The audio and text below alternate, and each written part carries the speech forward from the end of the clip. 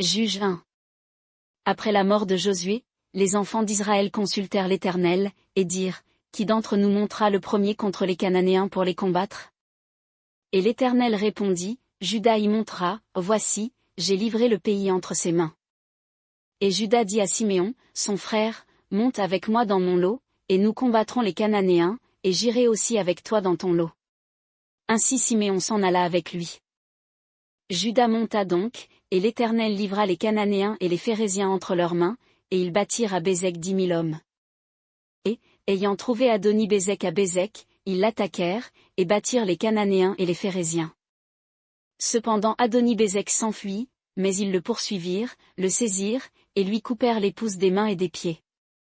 Alors Adoni-Bézek dit, 70 rois, dont les pouces des mains et des pieds avaient été coupés, recueillaient sous ma table ce qui en tombait. Ce que j'ai fait aux autres, Dieu me l'a rendu. Et, ayant été amené à Jérusalem, il y mourut. Or, les descendants de Juda attaquèrent Jérusalem, et la prirent, et l'ayant frappé du tranchant de l'épée, ils mirent le feu à la ville. Ensuite les descendants de Juda descendirent pour combattre contre les Cananéens qui habitaient la montagne, et le Midi, et la plaine.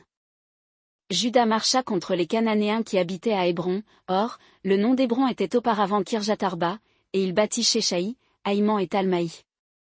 Et de là il marcha contre les habitants de Débir, dont le nom était auparavant Kirjath-Séphé. Et Caleb dit, qui battra Kirjath-Séphé et la prendra, je lui donnerai ma fille Aksa pour femme. Alors Othniel, fils de Kénaz, frère puiné de Caleb, la prit, et Caleb lui donna pour femme sa fille Aksa. Et comme elle venait chez lui, elle l'incita à demander un champ à son père, et elle se jeta de dessus son âne, et Caleb lui dit, que as-tu? Et elle lui répondit, donne-moi un présent, puisque tu m'as donné une terre du Midi, donne-moi aussi des sources d'eau. Et Caleb lui donna les sources supérieures, et les sources inférieures. Or, les enfants du Kénien, beau-père de Moïse, montèrent de la ville des palmiers, avec les descendants de Juda, au désert de Juda, qui est au midi d'Arad, et ils allèrent, et demeurèrent avec le peuple. Puis Juda alla avec Siméon son frère, et ils bâtirent les Cananéens qui habitaient à Tséphat, et ils vouèrent ce lieu à l'interdit, et on appela la ville, Horma, extermination. Juda prit aussi Gaza avec son territoire, Askelon avec son territoire, et Écron avec son territoire. Et l'Éternel fut avec Juda, et ils prirent possession de la montagne, mais ils ne dépossédèrent point les habitants de la vallée, parce qu'ils avaient des chars de fer. Et, selon que Moïse l'avait dit, on donna Hébron à Caleb, qui en déposséda les 3 fils d'Anak. Quant aux descendants de Benjamin, ils ne dépossédèrent point les Jébusiens, qui habitaient à Jérusalem, aussi les Jébusiens ont habité avec les enfants de Benjamin, à Jérusalem, jusqu'à ce jour. La maison de Joseph monta aussi contre Béthel, et l'Éternel fut avec eux. La maison de Joseph fit donc explorer Béthel, dont le nom était auparavant Luz. Et les espions virent un homme, qui sortait de la ville, et ils lui dirent, fais-nous voir, nous t'en prions, par où l'on peut entrer dans la ville, et nous te ferons grâce. Et il leur montra par où l'on pouvait entrer dans la ville, et ils la firent passer au fil de l'épée, mais ils laissèrent aller cet homme-là et toute sa famille. Puis, cet homme se rendit au pays des Étiens, il y bâtit une ville, et l'appela Luz, nom qu'elle a porté jusqu'à ce jour. Manassé ne déposséda point les habitants de Beth-Shéan et des villes de son ressort, ni les habitants de Tanak et des villes de son ressort, ni les habitants de Dor et des villes de son ressort, ni les habitants de Gibléam et des villes de son ressort, ni les habitants de Megiddo et des villes de son ressort. Ainsi les Cananéens persistèrent à habiter ce pays-là. Cependant, quand Israël fut devenu plus fort, il rendit les Cananéens tributaires, mais il ne les chassa pas entièrement.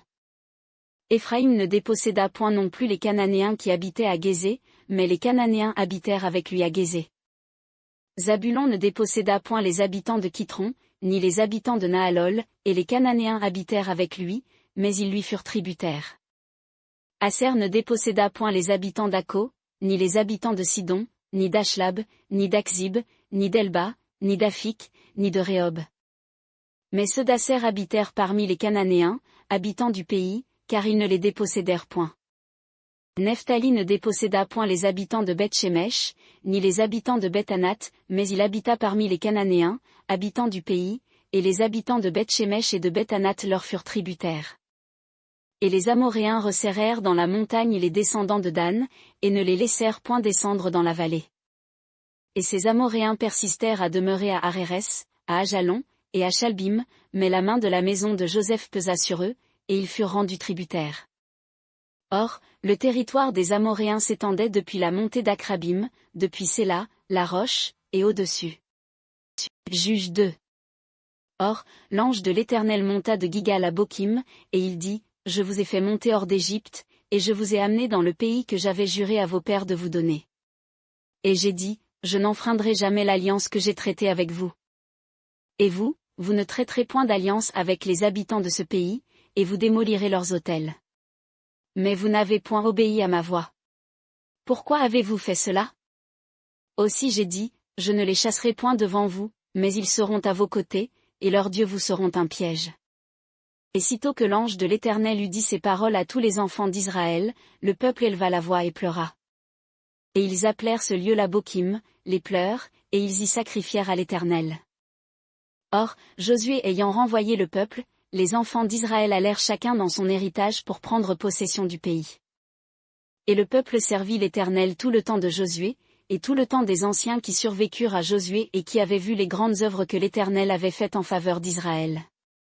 Puis Josué, fils de Nun, serviteur de l'Éternel, mourut, âgé de 110 ans. Et on l'ensevelit dans le territoire de son héritage, à Timnath-Hérès, sur la montagne d'Éphraïm, au nord de la montagne de Gash. Et toute cette génération fut recueillie avec ses pères, et il s'éleva après elle une autre génération qui ne connaissait point l'Éternel, ni les œuvres qu'il avait faites pour Israël. Les enfants d'Israël firent alors ce qui déplaît à l'Éternel, et ils servirent les Baalim. Et ils abandonnèrent l'Éternel, le Dieu de leur père, qui les avait fait sortir du pays d'Égypte, ils allèrent après d'autres dieux, d'entre les dieux des peuples qui les entouraient, et ils se prosternèrent devant eux, ainsi ils irritèrent l'Éternel. Ils abandonnèrent donc l'Éternel, et servirent Baal et les Ashtaroth. Et la colère de l'Éternel s'embrasa contre Israël, et il les livra entre les mains de gens qui les pillèrent, et il les vendit à leurs ennemis d'alentour, et ils ne purent plus tenir devant leurs ennemis. Partout où ils allaient, la main de l'Éternel était contre eux en mal, comme l'Éternel l'avait dit, et comme l'Éternel le leur avait juré. Ainsi ils furent dans une grande détresse. Cependant l'Éternel leur suscitait des juges, qui les délivraient de la main de ceux qui les pillaient. Mais ils n'écoutaient pas même leurs juges, et ils se prostituaient à d'autres dieux, ils se prosternaient devant eux, et ils se détournaient promptement du chemin où leur père avait marché en obéissant au commandement de l'Éternel, ils ne firent pas de même. Or, quand l'Éternel leur suscitait des juges, l'Éternel était avec le juge, et les délivrait de la main de leurs ennemis, pendant toute la vie du juge, car l'Éternel se repentait, à cause des gémissements qu'il poussait devant ceux qui les opprimaient et qui les accablaient. Puis, quand le juge mourait, ils se corrompaient de nouveau plus que leur père, en allant après d'autres dieux, pour les servir et se prosterner devant eux, ils ne rabattaient rien de leurs actions, ni de leur train obstiné. C'est pourquoi la colère de l'Éternel s'embrasa contre Israël, et il dit, puisque cette nation a transgressé mon alliance que j'avais prescrite à ses pères, et qu'ils n'ont point obéi à ma voix. Je ne déposséderai plus devant eux aucune des nations que Josué laissa quand il mourut. Afin de mettre par elle Israël à l'épreuve, pour voir s'ils garderont, ou non, la voie de l'Éternel pour y marcher, comme leurs pères l'ont gardé. Et l'Éternel laissa ces nations-là, sans se hâter de les déposséder, car il ne les avait point livrées entre les mains de Josué. Juge 3. Ce sont ici les nations que l'Éternel laissa pour éprouver par elles Israël, savoir, tous ceux qui n'avaient pas connu les guerres de Canaan. Afin que les générations des enfants d'Israël sussent et apprissent ce que c'est que la guerre, au moins ceux qui n'en avaient rien connu auparavant.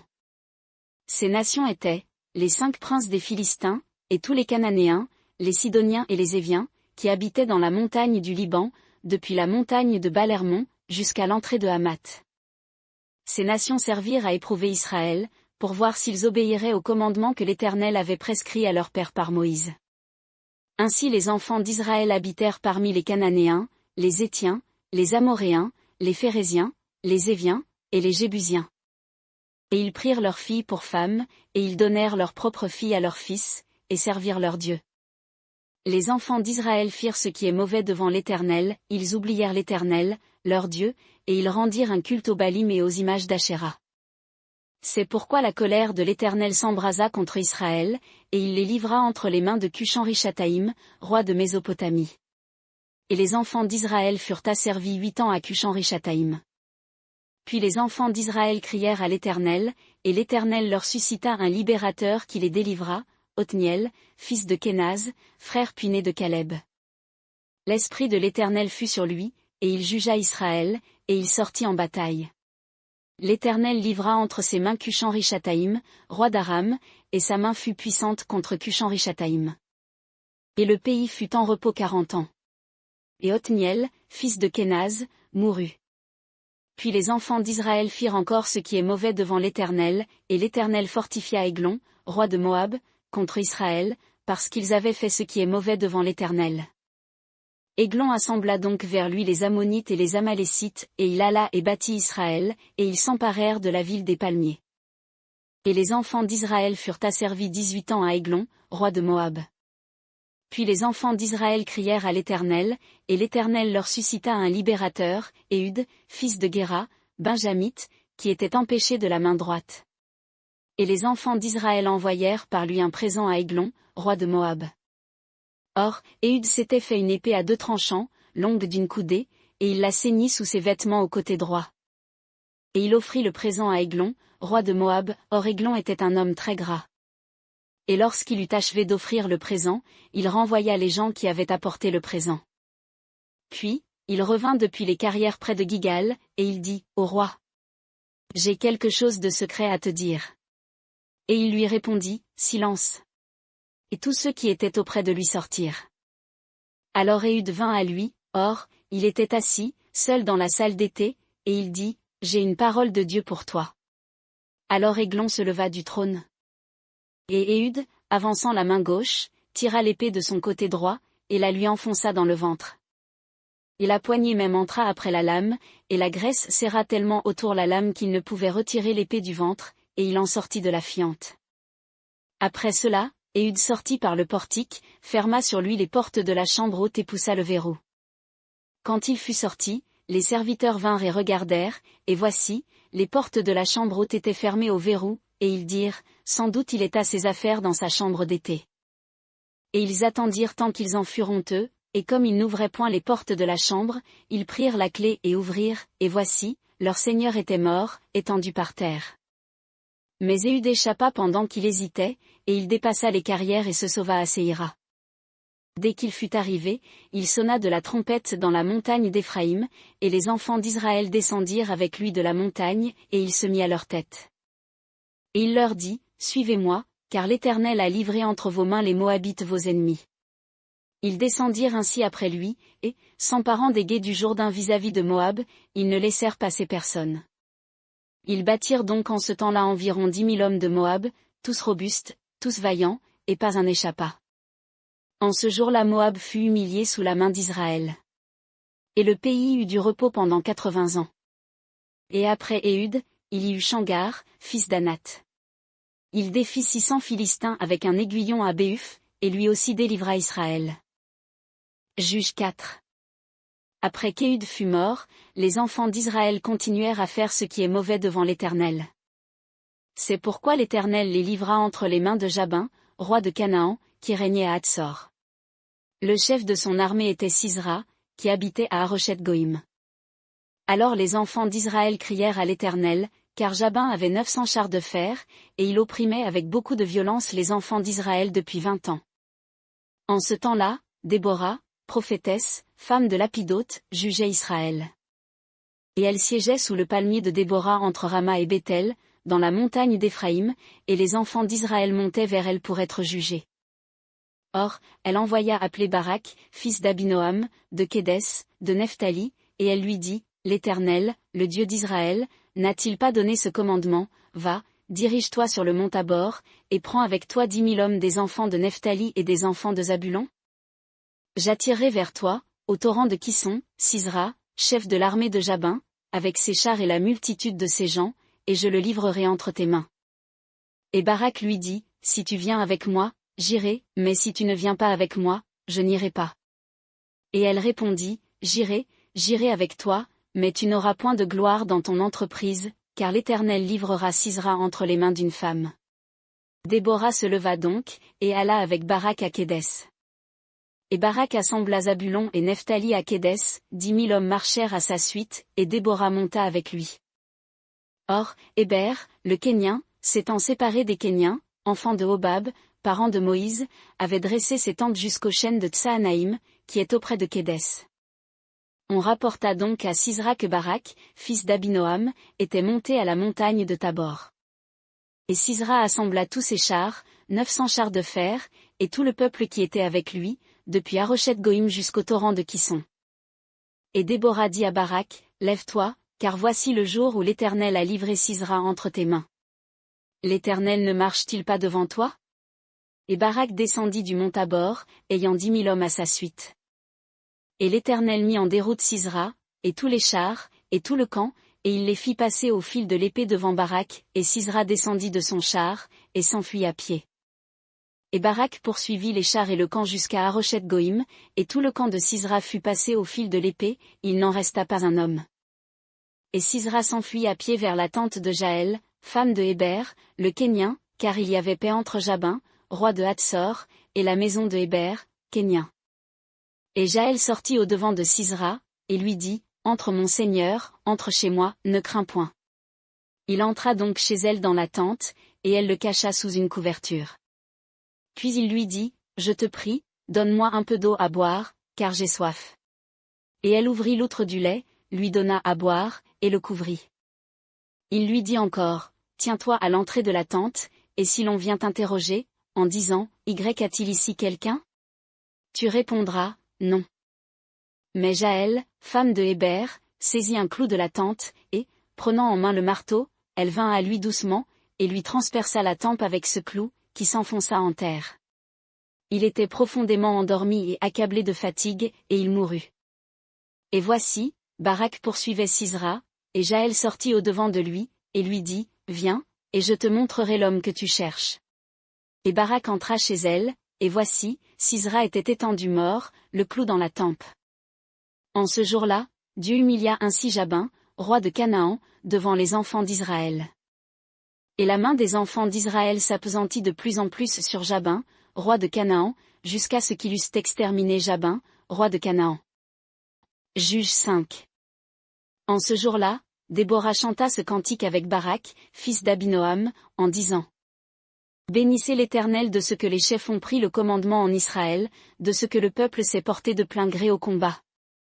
Roi, écoutez, prince, prêtez l'oreille. C'est moi qui chanterai à l'Éternel, qui psalmodierai à l'Éternel, le Dieu d'Israël. Ô Éternel, quand tu sortis de Séhir, quand tu t'avanças des champs d'Édom, la terre trembla, les cieux se fondirent, et les nuées se fondirent en eau. Les montagnes s'écoulèrent devant l'Éternel, et le Sinaï même, devant l'Éternel, le Dieu d'Israël. Au jour de Shamgar, fils d'Anath, au jour de Jaël, les routes étaient abandonnées, et les voyageurs allaient par des chemins détournés. Les chefs manquaient en Israël, ils manquaient, jusqu'à ce que je me sois levé, moi Déborah, que je me sois levé comme une mère en Israël. Israël choisissait-il des dieux nouveaux, aussitôt la guerre était aux portes. On ne voyait ni bouclier ni lance chez 40 milliers en Israël. Mon cœur est aux chefs d'Israël, à ceux du peuple qui furent de bonne volonté. Bénissez l'Éternel, vous qui montez sur des ânesses blanches, qui êtes assis sur des tapis, et vous qui parcourez les chemins. Chantez. À la voix des archers, entre les sources où l'on puise, qu'on célèbre la justice de l'Éternel, la justice de ses chefs en Israël. Alors le peuple de l'Éternel descendit aux portes. Réveille-toi, Déborah. Réveille-toi, dit un cantique. Lève-toi, Barak. Et emmène tes captifs, fils d'Abinoam. Alors, un débris du peuple l'emporta sur les puissants, l'Éternel me fit triompher des plus forts. D'Éphraïm sont venus les habitants d'Amalek. À ta suite Benjamin marchait parmi tes peuples. De Makir sont descendus les chefs, de Zabulon, ceux qui portent le bâton de l'écrivain. Et les chefs d'Issachar furent avec Déborah, et Issachar suivit Barak, et fut envoyé sur ses pas dans la vallée. Près des ruisseaux de Ruben, grandes furent les contestations dans les cœurs. Pourquoi es-tu demeuré au milieu des étables, à entendre le bêlement des troupeaux? Au ruisseau de Ruben, grandes furent les contestations dans les cœurs.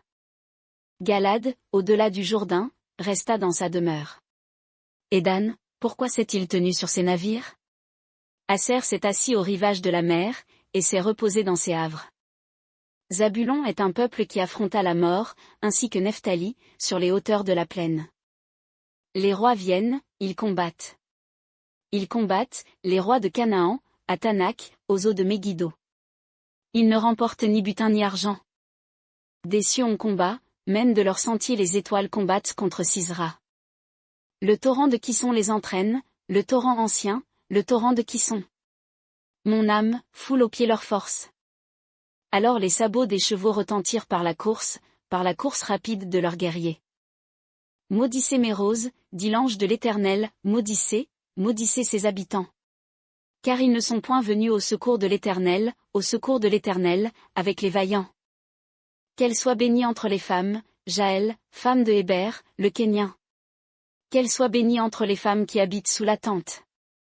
Sisera demande de l'eau, elle lui donne du lait, dans la coupe d'honneur elle lui présente de la crème. Sa main saisit le clou, et sa droite le marteau d'ouvrier. Elle frappe Sisera, et lui fend la tête, elle fracasse et transperce sa tempe. Il se courbe, il tombe à ses pieds, il se couche. Il se courbe, il tombe à ses pieds, et là où il se courbe, il tombe écrasé. La mère de Sisera regarde par la fenêtre, et s'écrie, à travers le treillis, pourquoi son char tarde-t-il à venir? Pourquoi ces chars vont-ils si lentement? Et les plus sages d'entre ces femmes lui répondent, et elle aussi se le dit à elle-même. N'ont-ils pas trouvé du butin? Ne le partagent-ils pas? Une fille, 2 filles, par tête de guerrier, le butin des vêtements de couleur, pour Sisera. Le butin des vêtements de couleur brodés. Un vêtement de couleur, 2 vêtements brodés, pour le coup du vainqueur. Périssent ainsi, ô Éternel, tous tes ennemis. Et que ceux qui t'aiment soient comme le soleil, quand il paraît en sa force. Puis le pays fut en repos 40 ans. Juge 6. Or, les enfants d'Israël firent ce qui est mauvais devant l'Éternel, et l'Éternel les livra entre les mains des Madianites pendant 7 ans. Et la main des Madianites fut puissante contre Israël. Et à cause des Madianites, les enfants d'Israël se firent des retraites dans les montagnes, des cavernes et des forts. Quand Israël avait semé, il arrivait que les Madianites montaient avec les Amalécites et les fils de l'Orient, et ils montaient contre lui. Ils faisaient un camp contre lui, ils détruisaient les récoltes du pays jusqu'à Gaza, et ne laissaient point de vivre en Israël, ni brebis, ni béuf, ni âne. Car ils montaient, eux et leurs troupeaux, et leurs tentes, comme une multitude de sauterelles, et eux et leurs chameaux étaient innombrables, et ils venaient dans le pays pour le ravager. Israël fut donc très appauvri par les Madianites, et les enfants d'Israël crièrent à l'Éternel. Alors, les enfants d'Israël ayant crié à l'Éternel au sujet des Madianites, l'Éternel envoya un prophète vers les enfants d'Israël. Et il leur dit, ainsi parle l'Éternel, le Dieu d'Israël, je vous ai fait monter hors d'Égypte, et je vous ai retiré de la maison de servitude. Je vous ai délivré de la main des Égyptiens, et de la main de tous ceux qui vous opprimaient, je les ai chassés devant vous, je vous ai donné leur pays, et vous ai dit. Je suis l'Éternel votre Dieu, vous ne craindrez point les dieux des Amoréens, dans le pays desquels vous habitez. Mais vous n'avez point écouté ma voix. Puis l'ange de l'Éternel vint, et s'assit sous le térébinthe d'Ophra, qui appartenait à Joa, la Biézérite. Et Gédéon, son fils, battait du froment dans le pressoir, pour le soustraire aux Madianites. Et l'ange de l'Éternel lui apparut, et lui dit, Vaillant guerrier, l'Éternel est avec toi. Et Gédéon lui répondit, Hélas! Mon Seigneur, si l'Éternel est avec nous, pourquoi donc toutes ces choses nous sont-elles arrivées? Et où sont toutes ces merveilles que nos pères nous ont racontées, en disant, l'Éternel ne nous a-t-il pas fait monter hors d'Égypte? Car maintenant l'Éternel nous a abandonnés et nous a livrés entre les mains des Madianites. Et l'Éternel tourna sa face vers lui et lui dit, Va avec cette force que tu as, et délivre Israël de la main des Madianites. N'est-ce pas moi qui t'envoie? Et il lui répondit, Hélas! Mon Seigneur, avec quoi délivrerai-je Israël? Voici, mon millier est le plus pauvre en Manassé, et je suis le plus petit dans la maison de mon père. Et l'Éternel lui dit, Parce que je serai avec toi, tu battras les Madianites comme un seul homme. Et Gédéon lui dit, si j'ai trouvé grâce à tes yeux, donne-moi un signe que c'est toi qui me parles. Ne t'éloigne point d'ici, jusqu'à ce que je revienne auprès de toi, et que j'apporte mon offrande, et que je la dépose devant toi. Et il dit, je resterai jusqu'à ce que tu reviennes. Alors Gédéon rentra, et apprêta un chevreau de lait, et fit avec un épha de farine, des gâteaux sans levain. Il mit la viande dans un panier, et le bouillon dans un pot, et les lui apporta sous le térébinthe, et les lui présenta. Et l'ange de Dieu lui dit, prends la viande et les gâteaux sans levain, et dépose-les sur ce rocher, et répands le bouillon. Et il fit ainsi. Alors l'ange de l'Éternel avança le bout du bâton qu'il avait en sa main, et toucha la chair et les gâteaux sans levain, et le feu monta du rocher, et consuma la chair et les gâteaux sans levain, et l'ange de l'Éternel disparut à ses yeux. Et Gédéon vit que c'était l'ange de l'Éternel, et il dit, Hélas, Seigneur Éternel. Car j'ai vu l'ange de l'Éternel face à face. Mais l'Éternel lui dit, sois en paix, ne crains point, tu ne mourras pas. Et Gédéon bâtit là un autel à l'Éternel, et l'appela Jéhovah Shalom, l'Éternel notre paix. Il existe encore aujourd'hui à Ophra des Abiézérites. Or, dans cette même nuit, l'Éternel lui dit, prends le jeune taureau de ton père, et un second taureau de 7 ans, et démolis l'autel de Baal qui est à ton père, et coupe l'emblème d'Achéra qui est au-dessus. Et bâtis un autel à l'Éternel ton Dieu, sur le haut de ce lieu fort, dans l'enceinte, tu prendras le second taureau, et tu l'offriras en holocauste, avec le bois de l'emblème d'Achéra que tu auras coupé. Et Gédéon prit 10 hommes parmi ses serviteurs et fit comme l'Éternel lui avait dit, et comme il craignait la maison de son père et les gens de la ville, il le fit de nuit et non de jour. Et au matin les gens de la ville se levèrent de bonne heure, et voici, l'autel de Baal avait été démoli, et l'emblème d'Achéra, qui était au-dessus, était coupé, et le second taureau était offert en holocauste sur l'autel qui avait été bâti. Et ils se dirent les uns aux autres, qui a fait cela? Et ils s'en informèrent et firent des recherches, et on dit, c'est Gédéon, fils de Joa, qui l'a fait. Les gens de la ville dirent à Joa, fais sortir ton fils, et qu'il meure, car il a démoli l'autel de Baal, et il a coupé l'emblème d'Achéra qui était au-dessus. Et Joa répondit à tous ceux qui s'adressèrent à lui, est-ce à vous de prendre parti pour Baal? Est-ce à vous de le sauver? Quiconque prendra parti pour Baal sera mis à mort avant que le matin vienne. S'il est Dieu, qu'il plaide pour lui-même, puisqu'on a démoli son autel. Et en ce jour-là, on appela Gédéon Jérubbaal, que Baal plaide, disant, que Baal plaide contre lui, puisque Gédéon a démoli son autel. Or, tous les Madianites, les Amalécites et les fils de l'Orient se rassemblèrent, ils passèrent le Jourdain, et campèrent dans la vallée de Jizréel. Et l'esprit de l'Éternel revêtit Gédéon, il sonna de la trompette, et les Abiézérites s'assemblèrent pour le suivre.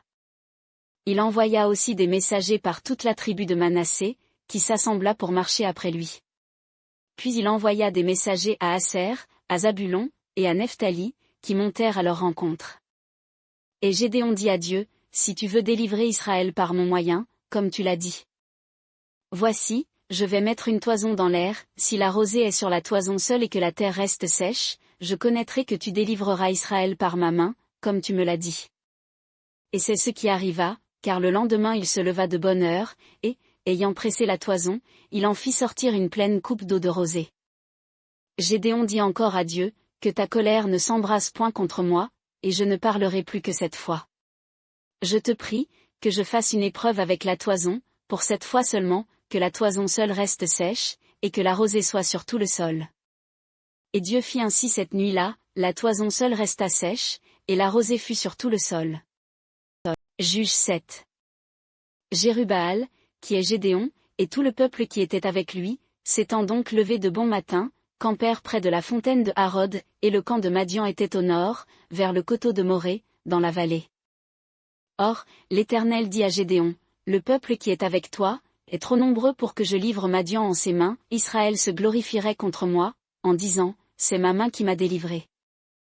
Maintenant donc, publie ceci aux oreilles du peuple, et qu'on dise, que celui qui est timide et qui a peur, s'en retourne et s'éloigne librement de la montagne de Galad.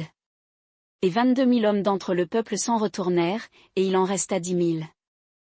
Et l'Éternel dit à Gédéon, le peuple est encore trop nombreux, fais-les descendre vers l'eau, et là je les mettrai à l'épreuve, et celui dont je te dirai, celui-ci ira avec toi, ira, et celui duquel je te dirai, celui-ci n'ira point avec toi, n'ira point.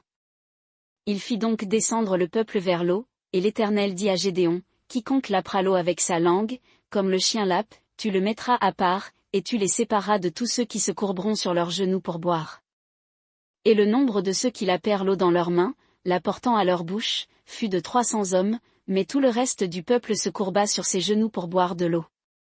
Alors l'Éternel dit à Gédéon, je vous délivrerai par ces 300 hommes, qui ont lappé l'eau, et je livrerai Madian entre tes mains. Que tout le peuple s'en aille, chacun chez soi. On garda les vivres du peuple et ses trompettes. Et Gédéon renvoya tous les hommes d'Israël, chacun en sa tente, mais il retint les 300 hommes. Or, le camp de Madian était au-dessous de lui, dans la vallée. Et l'Éternel dit à Gédéon pendant la nuit, lève-toi, descends au camp, car je l'ai livré entre tes mains. Et si tu crains d'y descendre seul, descends au camp avec Pura ton serviteur. Et tu entendras ce qu'ils diront, et tes mains seront fortifiées, descends au camp. Il descendit donc, avec Pura son serviteur, jusqu'aux avant-postes du camp. Or, les Madianites, les Amalécites et tous les fils de l'Orient étaient répandus dans la vallée, nombreux comme des sauterelles, et leurs chameaux étaient sans nombre, comme le sable qui est sur le bord de la mer, tant il y en avait. Et Gédéon arriva, et voici un homme contait à son compagnon un songe, et il disait, voici, j'ai fait un songe, il me semblait qu'un gâteau de pain d'orge roulait dans le camp des Madianites, et qu'étant venu jusqu'à la tente, il l'a frappée, de sorte qu'elle est tombée, et il l'a retournée sens dessus-dessous, et elle a été renversée. Alors son compagnon répondit et dit, ce songe ne signifie pas autre chose que l'épée de Gédéon, fils de Joa, homme d'Israël. Dieu a livré Madian et tout ce camp entre ses mains. Et quand Gédéon eut entendu le récit du songe et son interprétation, il se prosterna, revint au camp d'Israël, et dit, levez-vous, car l'Éternel a livré le camp de Madian entre vos mains. Puis il divisa les 300 hommes en 3 bandes, et il leur remit à chacun des trompettes, et des cruches vides, et des flambeaux dans les cruches. Et il leur dit, regardez-moi, et faites comme je ferai, quand je serai arrivé à l'extrémité du camp, vous ferez ce que je ferai. Et quand je sonnerai de la trompette, moi et tous ceux qui seront avec moi, vous sonnerez aussi de la trompette autour de tout le camp, et vous direz, pour l'Éternel et pour Gédéon. Gédéon, et les 100 hommes qui étaient avec lui, vinrent à l'extrémité du camp, au commencement de la veille de minuit, comme on venait de poser les gardes. Ils sonnèrent des trompettes et cassèrent les cruches qu'ils avaient en leurs mains. Alors les 3 bandes sonnèrent des trompettes, et cassèrent les cruches. Ils saisirent de leur main gauche les flambeaux, et de leur main droite les trompettes pour sonner, et ils crièrent, l'épée pour l'Éternel et pour Gédéon. Et ils se tinrent, chacun à sa place, autour du camp, et tout le camp se mit à courir, à pousser des cris, et à fuir. Les 300 hommes sonnèrent encore des trompettes, et par tout le camp l'Éternel tourna l'épée de chacun contre son compagnon. Et le camp s'enfuit jusqu'à Beth-Shitta, vers Tserera, jusqu'au bord d'Abel-Méola, vers Tabat. Et les hommes d'Israël, ceux de Nephtali, et d'Asser, et de tout Manassé, s'assemblèrent et poursuivirent les Madianites. Alors Gédéon envoya des messagers dans toute la montagne d'Éphraïm, disant, descendez à la rencontre des Madianites, et emparez-vous du passage des eaux, jusqu'à Beth-Bara, et du Jourdain. Les hommes d'Éphraïm s'assemblèrent donc, se saisirent des eaux jusqu'à Beth-Bara, et du Jourdain. Et ils prirent 2 des chefs des Madianites, Oreb et Zéeb.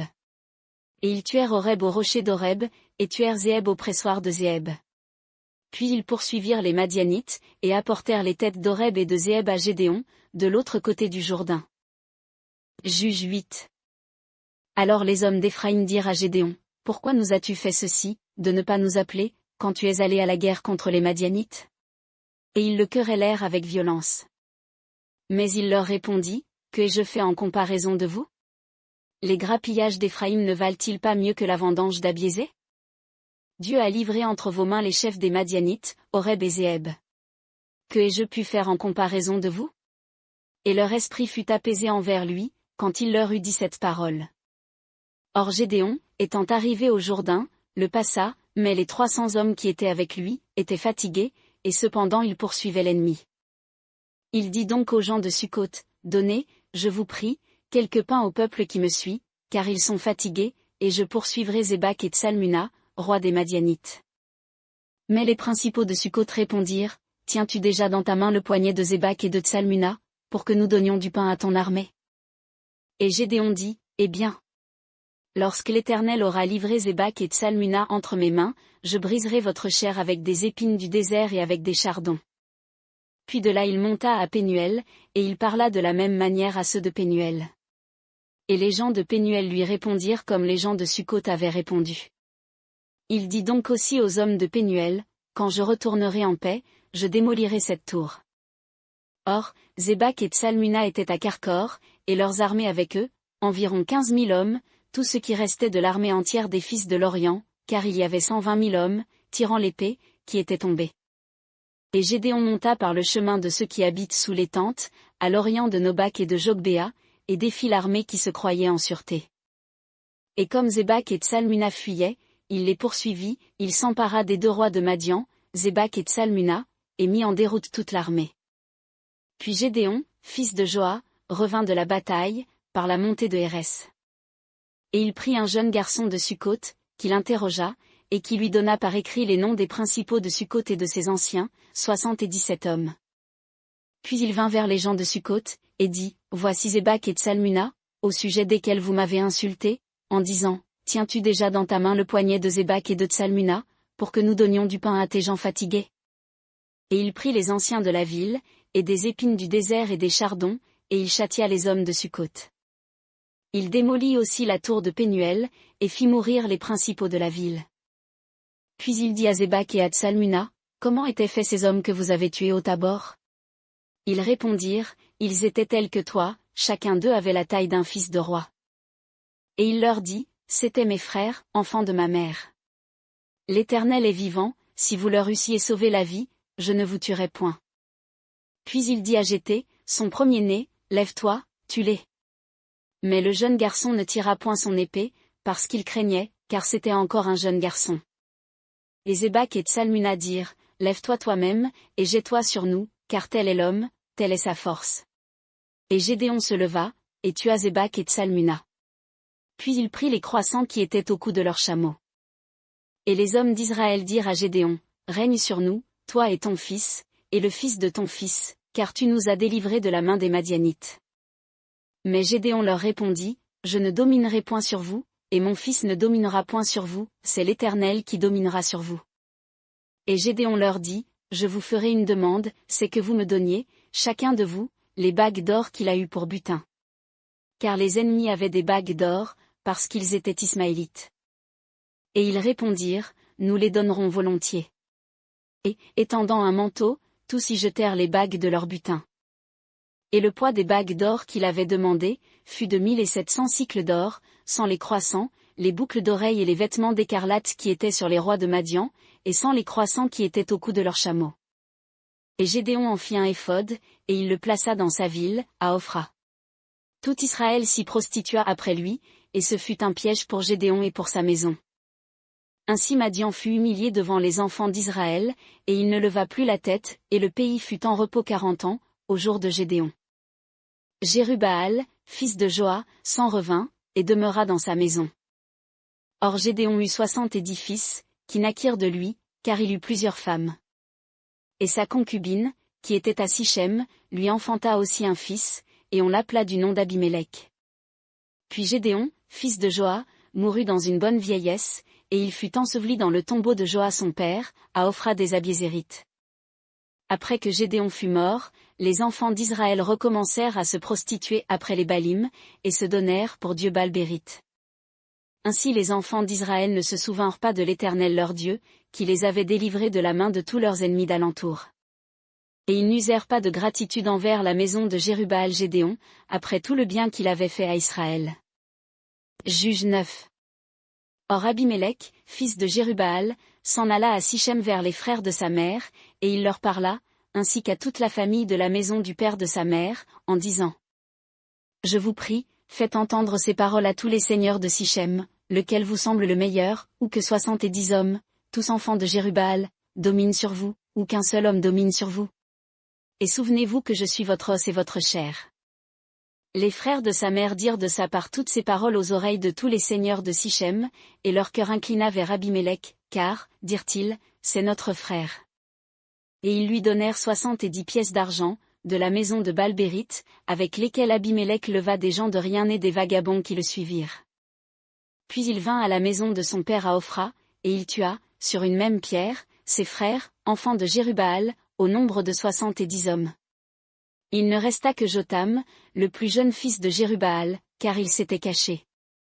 Alors tous les chefs de Sichem s'assemblèrent, avec toute la maison de Milo, et ils vinrent, et proclamèrent roi Abimélec, auprès du chêne du monument qui est à Sichem. Or on le rapporta à Jotham. Et il alla se placer au sommet de la montagne de Gérizim, et, élevant la voix, il cria et leur dit, écoutez-moi, chefs de Sichem, et que Dieu vous écoute. Les arbres partirent un jour pour aller oindre un roi qui régna sur eux.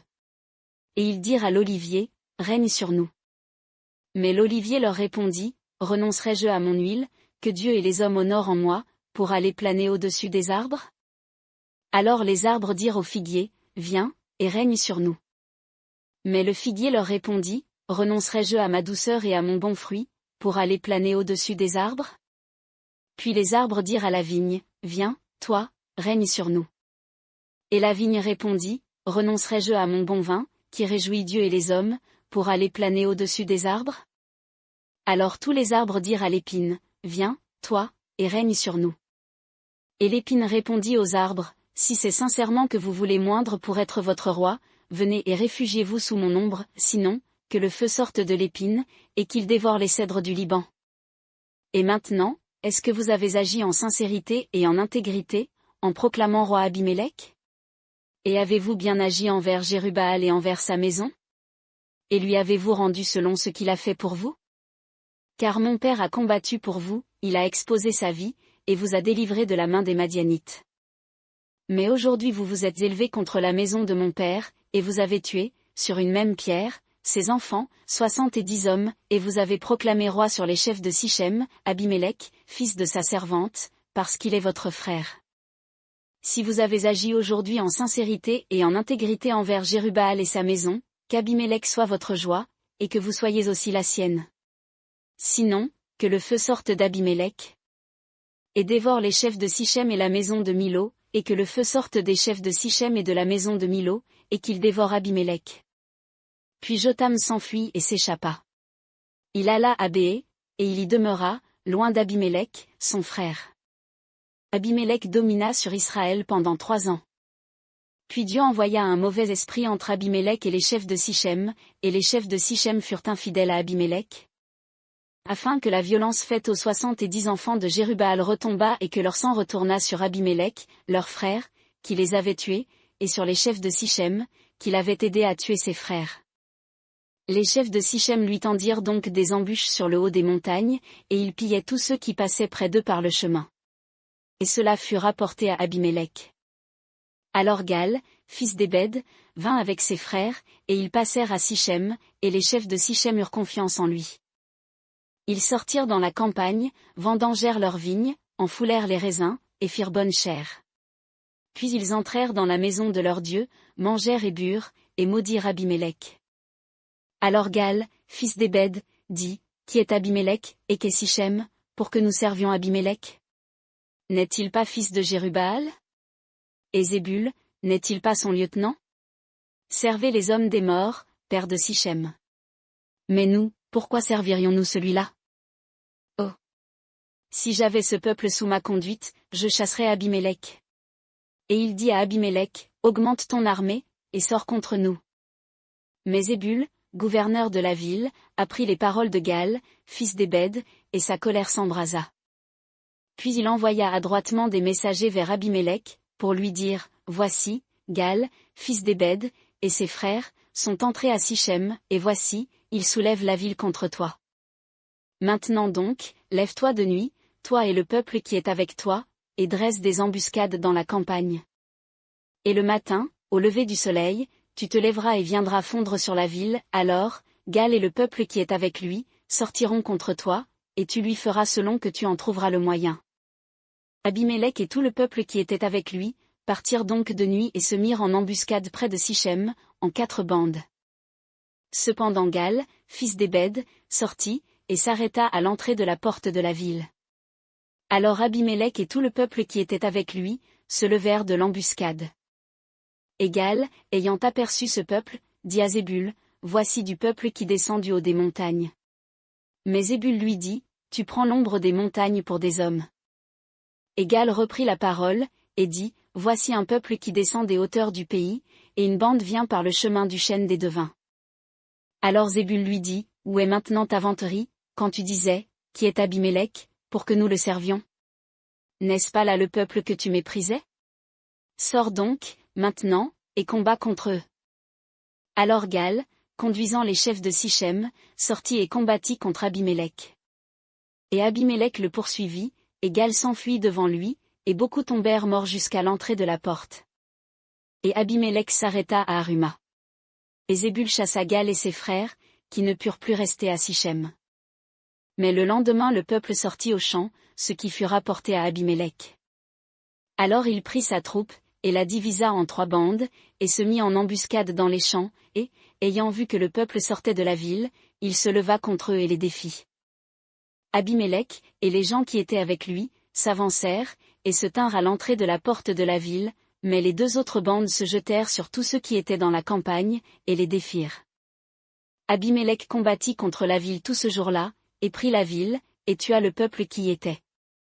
Puis il rasa la ville, et y sema du sel. Et tous les chefs de la tour de Sichem, ayant appris cela, se retirèrent dans le fort de la maison du dieu Bérite. Et on rapporta à Abimélec que tous les chefs de la tour de Sichem s'étaient rassemblés dans le fort. Alors Abimélec monta sur la montagne de Tsalmon, lui et tout le peuple qui était avec lui, et Abimélec prit en main une hache, et coupa une branche d'arbre, l'enleva et la mit sur son épaule, et il dit au peuple qui était avec lui, avez-vous vu ce que j'ai fait? Hâtez-vous de faire comme moi. Ils coupèrent donc chacun une branche, et suivirent Abimélec, et ils placèrent les branches contre le fort, et y ayant mis le feu, ils brûlèrent le fort. Tous les gens de la tour de Sichem moururent ainsi, au nombre d'environ 1000, tant hommes que femmes. Ensuite Abimélec alla à Thébès, qu'il assiégea et prit. Or, il y avait au milieu de la ville une forte tour, où se réfugièrent tous les hommes avec les femmes, et tous les chefs de la ville. Et ayant fermé les portes après eux, ils montèrent sur la plate-forme de la tour. Alors Abimélec vint jusqu'à la tour, l'attaqua, et s'approcha jusqu'à la porte de la tour, pour y mettre le feu. Mais une femme jeta une meule sur la tête d'Abimélec, et lui brisa le crâne. Alors, appelant aussitôt le jeune homme qui portait ses armes, il lui dit, tire ton épée et tue-moi, de peur qu'on ne dise de moi, une femme l'a tué. Le jeune homme le transperça donc, et il mourut. Et les hommes d'Israël, ayant vu qu'Abimélec était mort, s'en allèrent chacun chez soi. Ainsi Dieu fit retomber sur Abimélec le mal qu'il avait fait à son père, en tuant ses 70 frères. Et Dieu fit retomber sur la tête des hommes de Sichem tout le mal qu'ils avaient fait. Ainsi vint sur eux la malédiction de Jotham, fils de Jérubbaal. Juge 10. Après Abimélec, Tola, fils de Pua, fils de Dodo, homme d'Issachar, se leva pour délivrer Israël. Il habitait à Shamir, dans la montagne d'Éphraïm. Et il jugea Israël 23 ans, puis il mourut, et fut enseveli à Shamir. Après lui se leva Jaïr, le Galadite, qui jugea Israël 22 ans. Il avait 30 fils, qui montaient sur 30 ânons, et qui possédaient 30 villes, qu'on appelle encore aujourd'hui les villes de Jaïr, elles sont au pays de Galad. Jaïr mourut, et il fut enseveli à Camon. Puis les enfants d'Israël recommencèrent à faire ce qui est mauvais devant l'Éternel, et ils servirent les Balim, et les Ashtaroth, les dieux de Syrie, les dieux de Sidon, les dieux de Moab, les dieux des enfants d'Ammon et les dieux des Philistins, et ils abandonnèrent l'Éternel, et ils ne le servirent pas. Alors la colère de l'Éternel s'embrasa contre Israël, et il les livra entre les mains des Philistins, et entre les mains des enfants d'Ammon, qui opprimèrent et foulèrent les enfants d'Israël en cette année-là, et pendant 18 ans tous les enfants d'Israël qui étaient au-delà du Jourdain, au pays des Amoréens, en Galad. Et les enfants d'Ammon passèrent le Jourdain, pour combattre aussi contre Juda, et contre Benjamin, et contre la maison d'Éphraïm, et Israël fut dans de très grandes angoisses. Alors les enfants d'Israël crièrent à l'Éternel, en disant, nous avons péché contre toi, car nous avons abandonné notre Dieu, et nous avons servi les Balim. Mais l'Éternel répondit aux enfants d'Israël, ne vous ai-je pas délivré des Égyptiens, des Amoréens, des enfants d'Ammon, des Philistins? Et lorsque les Sidoniens, Amalek, et Maon vous ont opprimés et que vous avez crié vers moi, je vous ai délivré de leurs mains. Mais vous m'avez abandonné, et vous avez servi d'autres dieux, c'est pourquoi je ne vous délivrerai plus. Allez, et criez au Dieu que vous avez choisi, qu'il vous délivre au temps de votre angoisse. Mais les enfants d'Israël répondirent à l'Éternel, nous avons péché. Traite-nous comme il te semblera bon, seulement veuille nous délivrer aujourd'hui. Et ils ôtèrent du milieu d'eux les dieux des étrangers, et ils servirent l'Éternel, qui fut touché en son cœur de l'affliction d'Israël. Or, les enfants d'Amon se rassemblèrent, et campèrent en Galade, et les enfants d'Israël aussi se rassemblèrent et campèrent à Mitzpa. Et le peuple, les chefs de Galade, se dirent l'un à l'autre, quel est l'homme qui commencera à combattre contre les enfants d'Amon? Il sera le chef de tous les habitants de Galade. Juge 11. Jephthé, le Galadite, était un vaillant guerrier, mais fils d'une femme prostituée, et c'était Galade qui avait engendré Jephthé. Or la femme de Galade lui avait enfanté des fils, et quand les fils de cette femme furent grands, ils chassèrent Jephthé, en lui disant, tu n'auras point d'héritage dans la maison de notre père, car tu es fils d'une femme étrangère.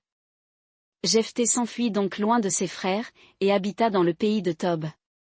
Alors des gens de rien s'amassèrent auprès de Jephthé, et ils faisaient des incursions avec lui.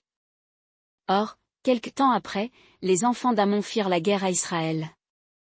Et comme les enfants d'Amon faisaient la guerre à Israël, les anciens de Galade allèrent chercher Jephthé au pays de Tob. Et ils dirent à Jephthé, viens, et sois notre capitaine, et nous combattrons les enfants d'Amon. Mais Jephthé répondit aux anciens de Galade, n'est-ce pas vous qui m'avez haï? Et ne m'avez-vous pas chassé de la maison de mon père? Pourquoi venez-vous vers moi, maintenant que vous êtes en peine? Alors les anciens de Galade dirent à Jephthé, nous revenons à toi maintenant, afin que tu marches avec nous, et que tu combattes les enfants d'Amon, et que tu sois notre chef, celui de tous les habitants de Galade. Et Jephthé répondit aux anciens de Galade, si vous me ramenez pour combattre contre les enfants d'Amon, et que l'Éternel les livre entre mes mains, je serai votre chef. Et les anciens de Galade dirent à Jephthé, que l'Éternel nous entende et nous juge, si nous ne faisons pas ce que tu as dit. Jephthé s'en alla donc avec les anciens de Galade, et le peuple l'établit chef et capitaine, et Jephthé répéta devant l'Éternel, à Mitzpa, toutes les paroles qu'il avait prononcées. Puis Jephthé envoya des messagers au roi des enfants d'Amon, pour lui dire, qu'y a-t-il entre moi et toi, que tu sois venu contre moi pour faire la guerre dans mon pays? Et le roi des enfants d'Amon répondit aux messagers de Jephthé, c'est parce qu'Israël, quand il montait d'Égypte, a pris mon pays depuis l'Arnon jusqu'au Jabbok et au Jourdain. Rends-le maintenant de bon gré. Mais Jephthé envoya de nouveau au roi des enfants d'Amon des messagers qui lui dirent, ainsi a dit Jephthé, Israël n'a rien pris du pays de Moab, ni du pays des enfants d'Amon. Mais lorsqu'Israël monta d'Égypte, il marcha par le désert jusqu'à la mer Rouge, et arriva à Kadès. Et envoya des députés au roi d'Édom, pour lui dire, laisse-moi passer par ton pays. Mais le roi d'Édom n'y consentit pas. Et il en envoya de même au roi de Moab, qui refusa, et Israël resta à Kadès. Puis il marcha par le désert, et fit le tour du pays d'Édom et du pays de Moab, et arriva au pays de Moab, du côté de l'Orient. Il campa au-delà de l'Arnon, sans entrer sur le territoire de Moab, car l'Arnon était la frontière de Moab. Mais Israël envoya des messagers à Sion, roi des Amoréens, roi de Hesbon, et Israël lui fit dire, laisse-nous passer par ton pays, jusqu'à notre destination. Mais Sion, ne se fiant point à Israël, pour le laisser passer par son pays, rassembla tout son peuple, ils campèrent vers Jaha, et combattirent contre Israël. Et l'Éternel, le Dieu d'Israël, livra Sion et tout son peuple entre les mains d'Israël, et Israël le défit, et conquit tout le pays des Amoréens, qui habitaient ce pays-là. Ils conquirent donc tout le pays des Amoréens, depuis l'Arnon jusqu'au Jabbok, et depuis le désert jusqu'au Jourdain. Et maintenant que l'Éternel, le Dieu d'Israël, a chassé les Amoréens devant son peuple d'Israël, est-ce toi qui aurais la possession de leur pays? N'aurais-tu pas la possession de ce que ton Dieu Kémosh t'aurait donné à posséder? Ainsi nous posséderons le pays de tous ceux que l'Éternel notre Dieu aura chassés devant nous. Au reste, vaux-tu mieux que Balak, fils de Tsippor, roi de Moab? A-t-il contesté et combattu contre Israël?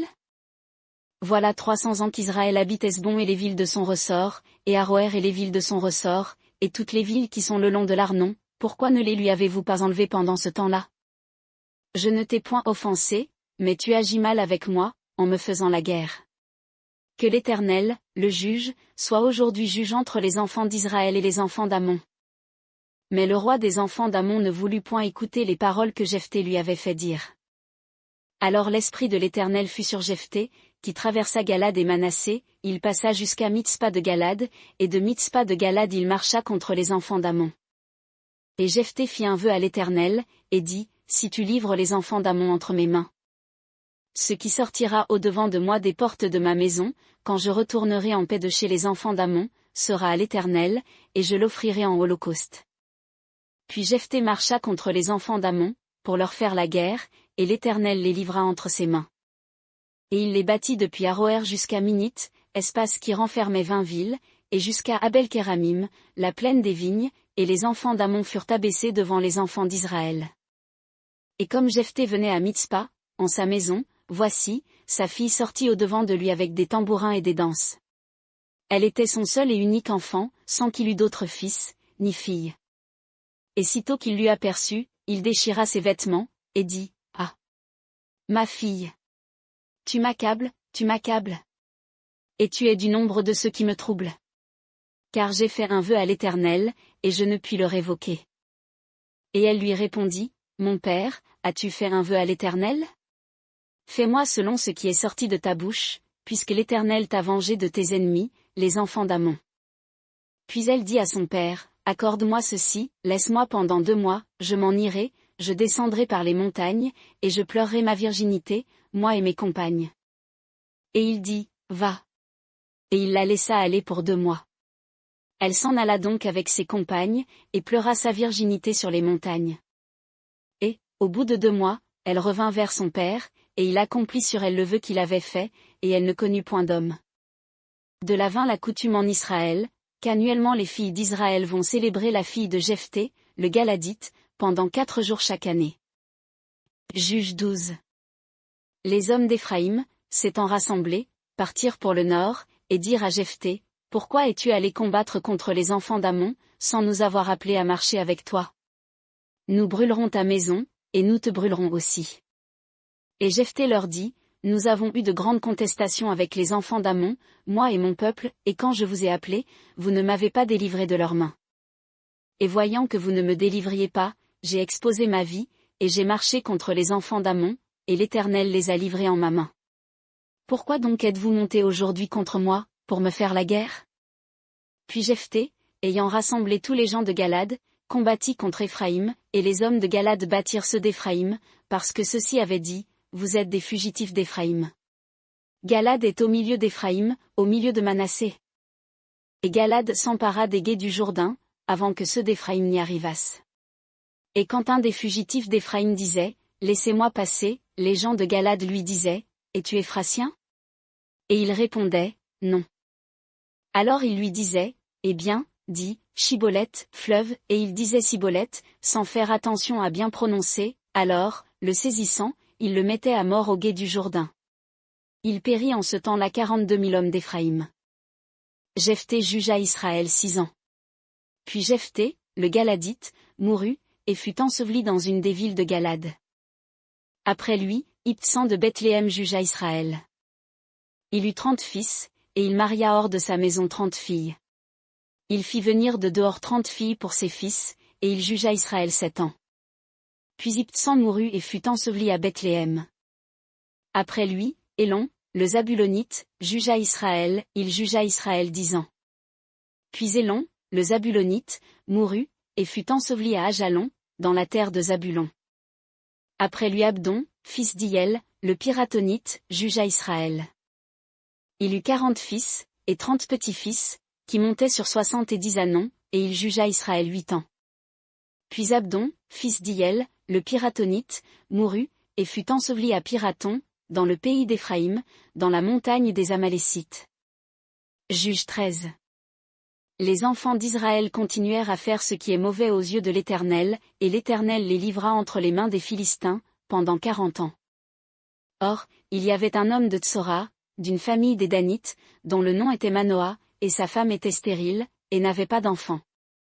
Et un ange de l'Éternel apparut à cette femme, et lui dit, voici, tu es stérile, et tu n'as pas d'enfant, mais tu concevras, et tu enfanteras un fils.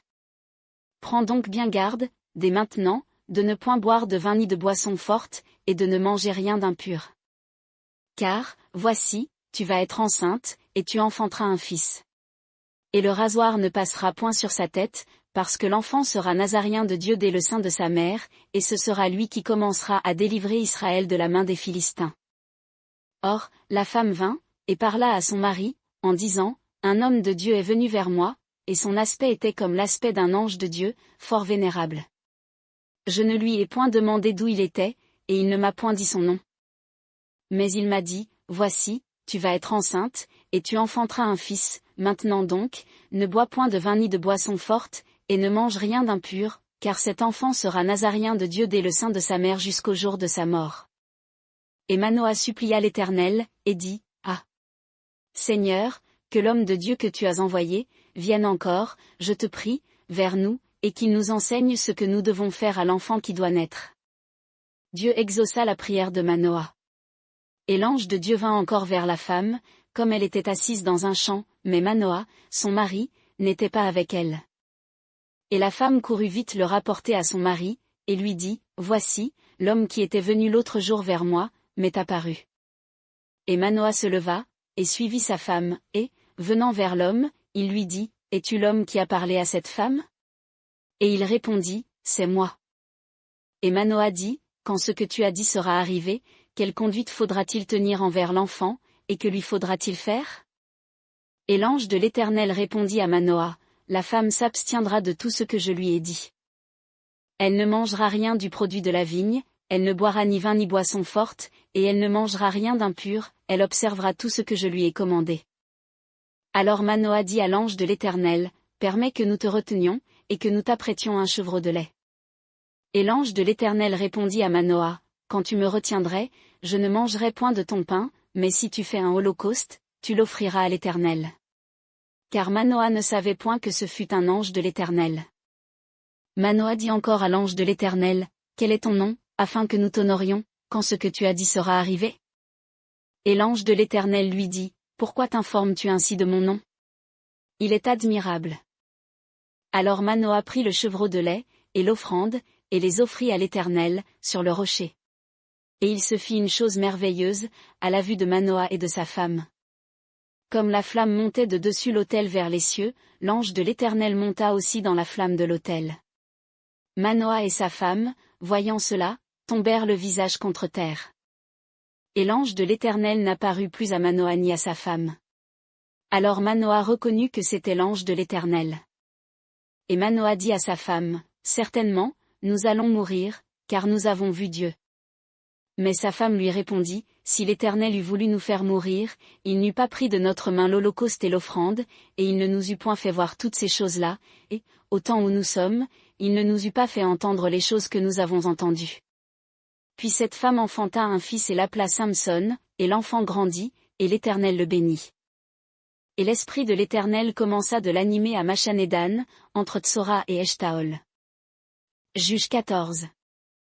Or, Samson descendit à Timna, et y vit une femme d'entre les filles des Philistins. Et étant remonté en sa maison, il le déclara à son père et à sa mère, et leur dit, J'ai vu à Timna une femme, d'entre les filles des Philistins, maintenant, prenez-la, afin qu'elle soit ma femme. Et son père et sa mère lui dirent, N'y a-t-il point de femme parmi les filles de tes frères et dans tout ton peuple, que tu ailles prendre une femme chez les Philistins incirconcis? Et Samson dit à son père, Prends-la pour moi, car elle plaît à mes yeux. Or, son père et sa mère ne savaient point que cela venait de l'Éternel, car Samson cherchait une occasion contre les Philistins.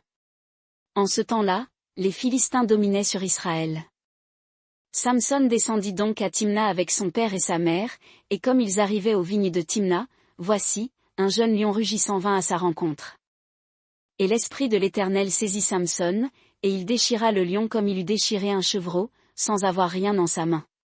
Et il ne raconta point à son père ni à sa mère ce qu'il avait fait. Il descendit donc, et il parla à la femme, et elle plut aux yeux de Samson. Puis, retournant quelques jours après pour la prendre, il se détourna pour voir le cadavre du lion, et voici, il y avait dans le corps du lion un essaim d'abeilles et du miel. Et il en prit dans ses mains, et continua son chemin en mangeant. Puis, arrivé auprès de son père et de sa mère, il leur en donna, et ils en mangèrent, mais il ne leur raconta pas qu'il avait pris ce miel dans le corps du lion. Cependant son père descendit chez cette femme, et Samson fit là un festin, car c'était la coutume des jeunes gens. Et sitôt qu'on le vit, on prit 30 convives, pour lui faire compagnie. Or Samson leur dit, « Je vais vous proposer une énigme. Si vous me l'expliquez pendant les 7 jours du festin, et si vous la devinez, je vous donnerai 30 tuniques et 30 robes de rechange. Mais si vous ne me l'expliquez pas, c'est vous qui me donnerez 30 tuniques et 30 robes de rechange. » Et ils lui répondirent, « Propose ton énigme, et nous l'écouterons. » Il leur dit donc, « De celui qui dévorait est sortie la nourriture, et du fort est sorti le doux. » Et pendant 3 jours ils ne purent expliquer l'énigme. Et le 7e jour ils dirent à la femme de Samson, « Persuade à ton mari de nous expliquer l'énigme, autrement nous te brûlerons, toi et la maison de ton père.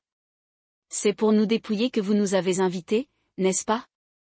La femme de Samson pleura auprès de lui, en disant, « Certainement, tu me hais, et tu ne m'aimes point, n'as-tu pas proposé une énigme aux enfants de mon peuple, et tu ne me l'as pas expliquée ?»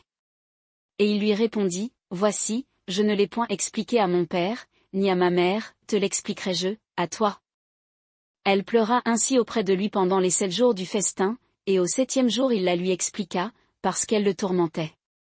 Puis elle l'expliqua aux gens de son peuple. Les hommes de la ville lui dirent donc le 7e jour, avant que le soleil se couchât, « Quoi de plus doux que le miel, et quoi de plus fort que le lion ?»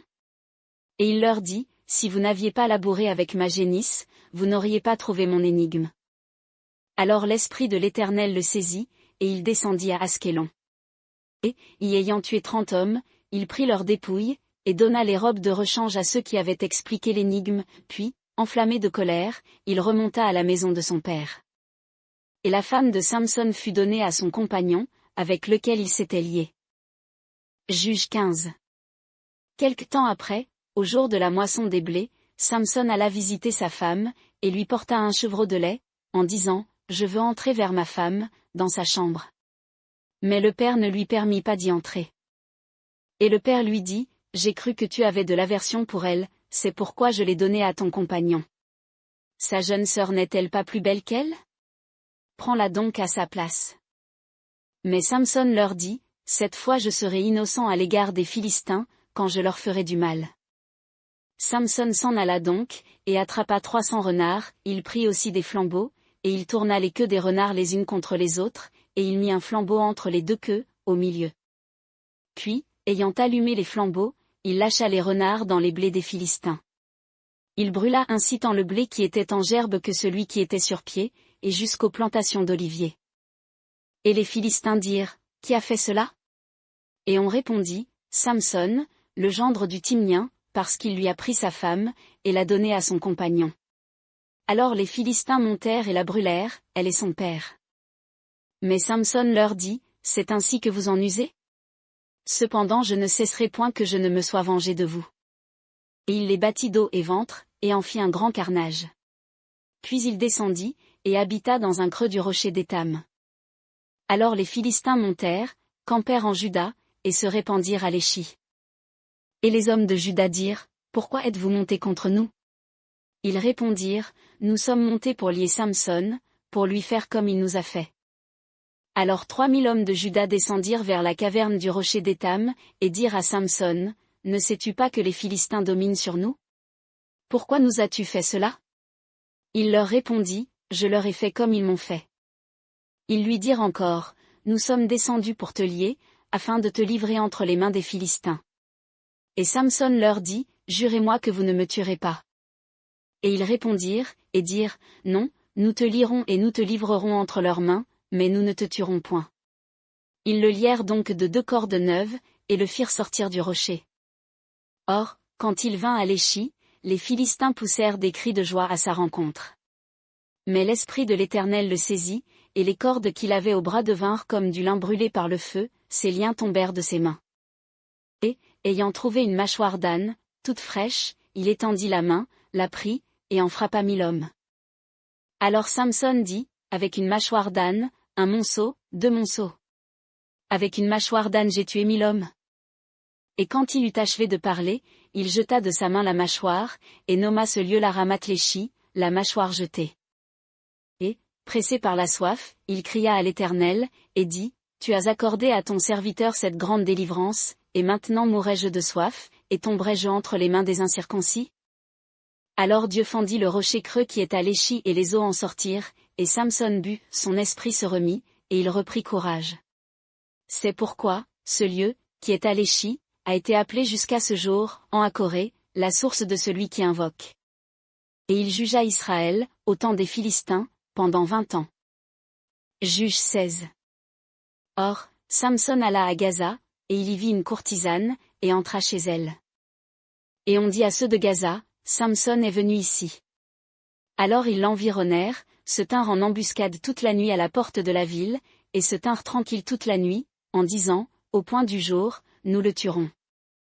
Mais Samson demeura couché jusqu'à minuit, et vers minuit il se leva, saisit les battants de la porte de la ville et les 2 poteaux, et, les ayant enlevés avec la barre, il les mit sur ses épaules, et les porta au sommet de la montagne qui est en face d'Hébron. Après cela, il aima une femme dans la vallée de Sorek, elle se nommait Délila.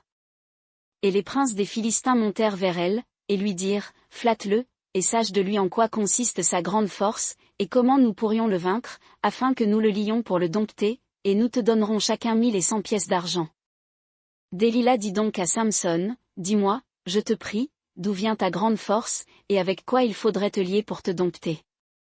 Et Samson lui répondit, Si on me liait avec cette corde fraîche, qui ne fût point encore sèche, je deviendrais faible, et je serais comme un autre homme.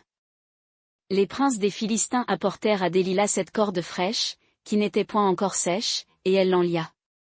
Or, des gens étaient en embuscade chez elle, dans une chambre, et elle lui dit, Les Philistins sont sur toi, Samson. Mais il rompit les cordes, comme se rompt un cordon d'étoupe lorsqu'il sent le feu, et le secret de sa force ne fut point connu. Puis Délila dit à Samson, Voici, tu t'es moqué de moi, et tu m'as dit des mensonges. Je te prie, déclare-moi maintenant avec quoi il faut te lier. Et il lui répondit, Si on me liait de grosses cordes neuves, dont on ne se serait jamais servi, je deviendrais faible, et je serais comme un autre homme. Délila prit donc de grosses cordes neuves, et elle lia Samson, puis elle lui dit, Les Philistins sont sur toi, Samson. Or des gens étaient en embuscade dans une chambre. Mais il rompit comme un fil les grosses cordes qu'il avait au bras. Puis Délila dit à Samson, Jusqu'à présent tu t'es moqué de moi, et tu m'as dit des mensonges. Déclare-moi avec quoi il faudrait te lier. Et il lui dit, Ce serait si tu tissais cette tresse de ma tête dans la chaîne de ton métier. Et elle les fixa par la cheville, et elle dit, Les Philistins sont sur toi, Samson. Mais il se réveilla de son sommeil, et arracha la cheville du métier avec le tissu. Alors elle lui dit, Comment peux-tu dire, Je t'aime? Puisque ton cœur n'est point avec moi? Tu t'es moqué de moi 3 fois, et tu ne m'as point déclaré d'où vient ta grande force. Et elle le pressait tous les jours par ses paroles, et le tourmentait, de sorte que son âme en était affligée jusqu'à la mort. Alors il lui ouvrit tout son cœur, et lui dit, Le rasoir n'a jamais passé sur ma tête, car je suis nazaréen de Dieu, dès le sein de ma mère. Si j'étais rasé, ma force m'abandonnerait, et je deviendrais faible, et je serais comme tout autre homme. Délila, voyant qu'il lui avait ouvert tout son cœur, envoya appeler les princes des Philistins, et leur fit dire, Montez cette fois, car il m'a ouvert tout son cœur. Les princes des Philistins montèrent donc vers elle, et apportèrent l'argent dans leurs mains. Et elle l'endormit sur ses genoux, et, ayant appelé un homme, elle lui fit raser cette tresse des cheveux de sa tête. Elle commença ainsi à le dompter, et sa force l'abandonna. Alors elle dit, Les Philistins sont sur toi, Samson. Et il s'éveilla de son sommeil, et dit, J'en sortirai comme les autres fois, et je me dégagerai de leurs mains. Mais il ne savait pas que l'Éternel s'était retiré de lui. Les Philistins le saisirent donc, et lui crevèrent les yeux. Ils le firent descendre à Gaza, et le lièrent de 2 chaînes d'airain, et il tournait la meule dans la prison. Cependant les cheveux de sa tête recommencèrent à croître, depuis qu'il avait été rasé. Or, les princes des Philistins s'assemblèrent pour offrir un grand sacrifice à Dagon, leur dieu, et pour se réjouir. Et ils dirent, Notre Dieu a livré entre nos mains Samson, notre ennemi. Et quand le peuple le vit, ils célébrèrent leur Dieu, en disant, Notre Dieu a livré entre nos mains notre ennemi, le destructeur de notre pays, et celui qui en a tant tué d'entre nous. Or, comme ils avaient le cœur joyeux, ils dirent, faites venir Samson, et qu'il nous divertisse. Ils appelèrent donc Samson et le tirèrent de la prison, et il jouait devant eux, et ils le firent tenir entre les piliers. Alors Samson dit au garçon qui le tenait par la main, place-moi, et fais-moi toucher les piliers qui soutiennent la maison, afin que je m'y appuie. Or, la maison était pleine d'hommes et de femmes, et tous les princes des Philistins y étaient, il y avait même sur la plateforme près de 3000 personnes, hommes et femmes, qui regardaient Samson jouer. Alors Samson invoqua l'Éternel, et dit, Seigneur Éternel, je te prie, souviens-toi de moi. Ô Dieu, je te prie, fortifie-moi seulement cette fois, et que je me venge des Philistins pour la perte de mes 2 yeux. Et Samson embrassa les 2 piliers du milieu, sur lesquels la maison reposait, et il s'appuya contre eux, l'un était à sa droite et l'autre à sa gauche. Et il dit, que je meure avec les Philistins. Puis il s'étendit de toute sa force, et la maison tomba sur les princes et sur tout le peuple qui y était. Et il fit mourir beaucoup plus de gens dans sa mort, qu'il n'en avait fait mourir pendant sa vie. Ensuite ses frères et toute la maison de son père descendirent, et l'emportèrent, et, étant remontés, ils l'ensevelirent entre Tsora et Eshtaol, dans le tombeau de Manoah son père. Il avait jugé Israël pendant 20 ans. Juge 17. Il y avait un homme de la montagne d'Éphraïm, dont le nom était Mika. Il dit à sa mère, les 1100 pièces d'argent qui te furent prises, et pour lesquelles tu fis des imprécations, même à mes oreilles, voici, cet argent est entre mes mains, c'est moi qui l'avais pris. Alors sa mère dit, que mon fils soit béni par l'Éternel. Et il rendit à sa mère les 1100 pièces d'argent. Sa mère dit, je consacre de ma main cet argent à l'Éternel pour mon fils, afin d'en faire une image taillée et une image de fonte, et maintenant, je te le rends. Il rendit l'argent à sa mère, et elle en prit 200 pièces, et les donna au fondeur, qui en fit une image taillée et une image de fonte, et elles furent dans la maison de Mika. Ainsi ce Mika eut une maison de Dieu, il fit un éphod et des téraphim, et consacra l'un de ses fils, qui lui servit de sacrificateur. En ce temps-là il n'y avait point de roi en Israël, chacun faisait ce qui lui semblait bon. Or, il y avait un jeune homme de Bethléem de Juda, de la famille de Juda, qui était lévite, et il séjournait là. Cet homme partit de la ville de Bethléem de Juda, pour aller demeurer où il trouverait son avantage. Et il vint, en poursuivant son chemin, à la montagne d'Éphraïm, jusqu'à la maison de Mika. Et Mika lui dit, d'où viens-tu? Le Lévite lui répondit, je suis de Bethléem de Juda, et je cherche une demeure où je trouverai mon avantage. Et Mika lui dit, demeure avec moi, et sers-moi de père et de sacrificateur, et je te donnerai 10 pièces d'argent par an, un habillement complet et ta nourriture. Et le Lévite y alla. Ainsi le Lévite se décida à demeurer avec cet homme, et ce jeune homme fut pour lui comme l'un de ses fils. Et Mika consacra le Lévite, et le jeune homme lui servit de sacrificateur, et demeura dans sa maison. Alors Mika dit, maintenant je sais que l'Éternel me fera du bien, parce que j'ai ce Lévite pour sacrificateur. Juge 18. En ce temps-là il n'y avait point de roi en Israël, et la tribu de Dan cherchait en ce temps-là un domaine pour elle, afin d'y habiter, car jusqu'alors il ne lui était point échu d'héritage parmi les tribus d'Israël. Les enfants de Dan envoyèrent donc 5 hommes de leur famille, pris d'entre eux tous, gens vaillants, de Tsora et d'Eshtaol, pour explorer le pays et le reconnaître, et ils leur dirent, allez, explorez le pays. Ils vinrent dans la montagne d'Éphraïm jusqu'à la maison de Mika, et ils y passèrent la nuit.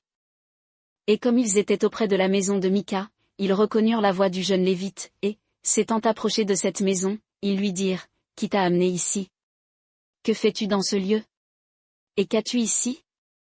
Et il répondit, Mika fait pour moi telle et telle chose, il me donne un salaire, et je lui sers de sacrificateur. Ils dirent encore, nous te prions, consulte Dieu, afin que nous sachions si le voyage que nous entreprenons sera heureux. Et le sacrificateur leur dit, allez en paix, l'Éternel a devant ses yeux le voyage que vous entreprenez. Ces 5 hommes partirent donc, et ils arrivèrent à Laï. Ils virent que le peuple qui y était, habitait en sécurité, à la manière des Sidoniens, tranquilles et confiants, sans que personne dans le pays eût autorité sur eux et leur fit injure en rien, ils étaient éloignés des Sidoniens, et ils n'avaient affaire avec personne. Ils revinrent ensuite auprès de leurs frères à Tsora et à Eshtaol, et leurs frères leur dirent, que rapportez-vous? Et ils répondirent, allons, montons contre eux, car nous avons vu le pays, et voici, il est très bon. Quoi? Vous êtes sans rien dire?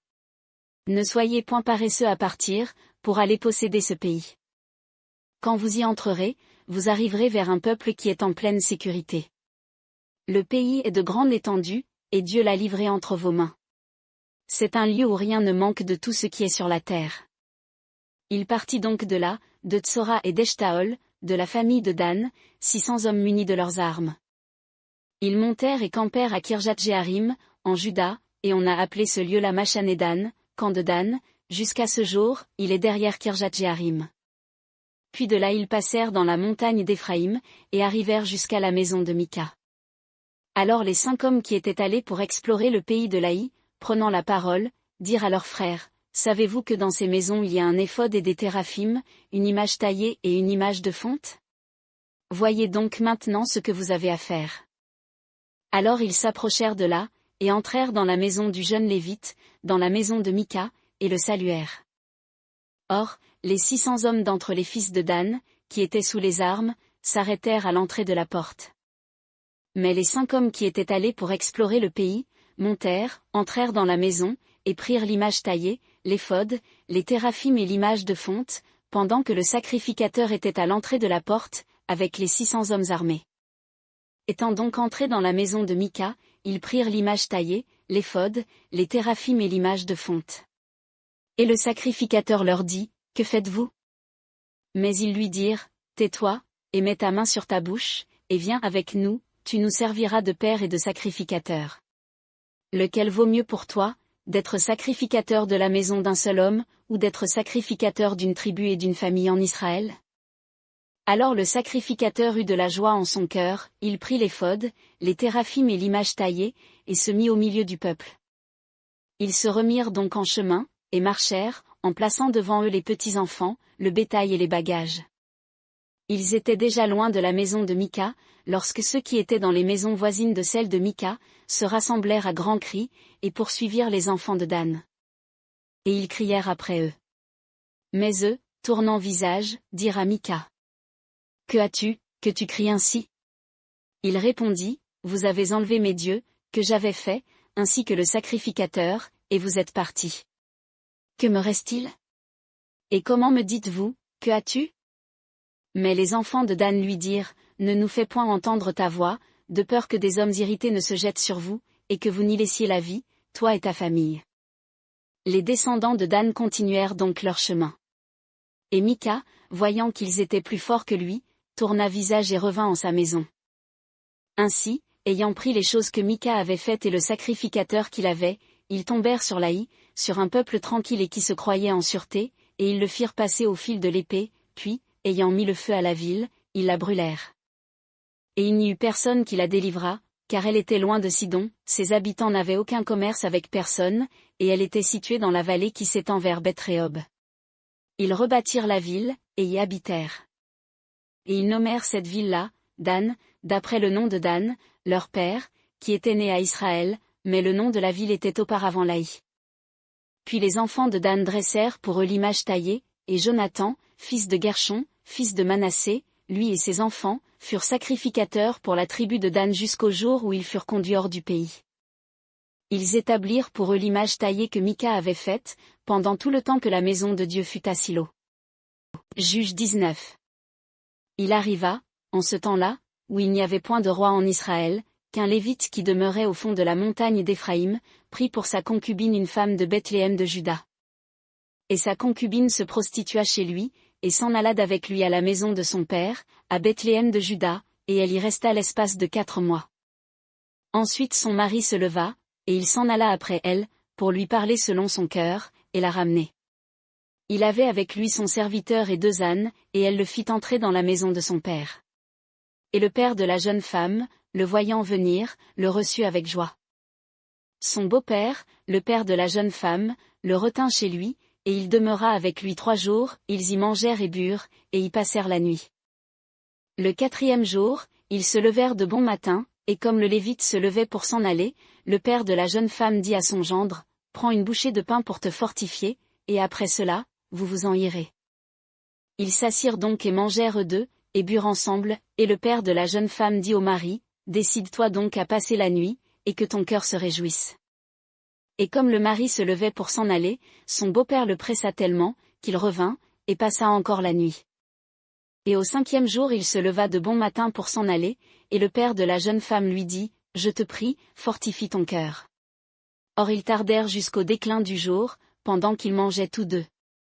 Alors le mari se leva pour s'en aller, lui et sa concubine, et son serviteur, mais son beau-père, père de la jeune femme, lui dit, « Voici, maintenant le jour baisse, le soir approche, passez ici la nuit, je vous prie.